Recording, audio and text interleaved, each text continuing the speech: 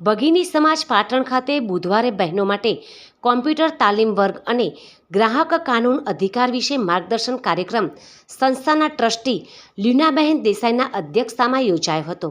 કાર્યક્રમની શરૂઆત પ્રાર્થના અને દીપ પ્રાગટ્ય સાથે કરી સંસ્થાના મંત્રી ડૉક્ટર લીલાબેન સ્વામીએ મહેમાનોનું શાલ અને પુષ્પ કુંભથી સ્વાગત કર્યું હતું, જ્યારે સંસ્થાનો પરિચય હેમાબહેન મજમુમદાર દ્વારા આપવામાં આવ્યો હતો.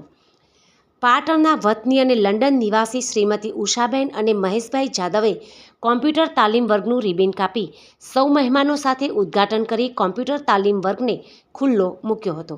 ઉષાબેન અને મહેશભાઈએ સંસ્થાના બંધ પડેલા કોમ્પ્યુટરોને રિપેરિંગ કરાવી નવા સાધનો નાખી આપવાની ભવિષ્યમાં સંસ્થામાં કોઈપણ આર્થિક મદદની જરૂર હોય તો જણાવવા કહ્યું હતું.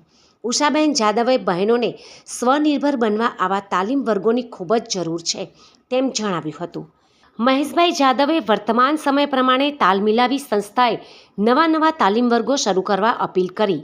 વર્તમાન સમયમાં કોમ્પ્યુટર અને ઇન્ટરનેટે જ્ઞાનનો ખજાનો છે.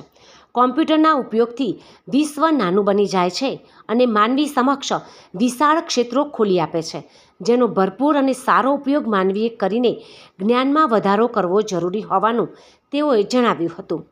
પુસ્તકોનો અભ્યાસ વાંચન દિવસે દિવસે ઘટતું ગયું છે અને દરેક ક્ષેત્રે કોમ્પ્યુટર યુગનો ઉદય થયો છે. ત્યારે હરીફાઈના યુગમાં ટકવા માટે અને સ્વરોજગારી ઊભી કરવા માટે કોમ્પ્યુટર એ પ્રાથમિક જરૂરિયાત બની હોવાનું તેઓએ જણાવ્યું હતું.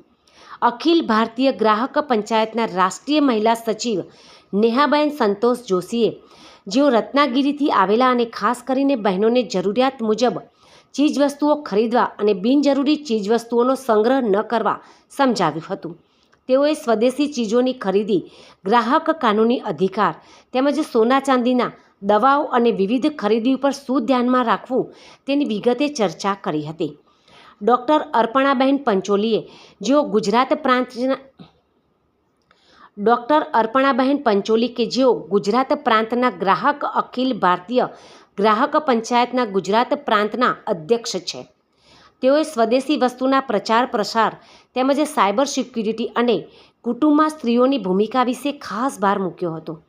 તેમની સાથે આવેલા ગાર્ગીબહેન દેસાઈ, પાટણના ચંદ્રિકાબહેન ત્રિવેદી અને અતુલભાઈ, કે જેઓએ ગ્રાહકોને પોતાના હક માટે જાગૃત રહેવું જોઈએ તેમજ ગ્રાહકોને થતા અન્યાય સામે ન્યાય મેળવવા પોતાનો સંપર્ક કરવા પણ જણાવ્યું હતું. અતુલભાઈના અંધ માતૃશ્રીએ ભગીની સમાજની પ્રવૃત્તિઓથી પ્રભાવિત થઈ ₹2500 ભગીની સમાજને ભેટ આપ્યા હતા. આ કાર્યક્રમનું સંચાલન મનીષાબહેન ઠક્કરે અને આભાર વિધિ સંસ્થાના પ્રમુખ વાલીબહેન પટેલે કરી હતી. કાર્યક્રમ પૂર્ણ કર્યા બાદ ભગીની સમાજની કારોબારી સભા મળી હતી.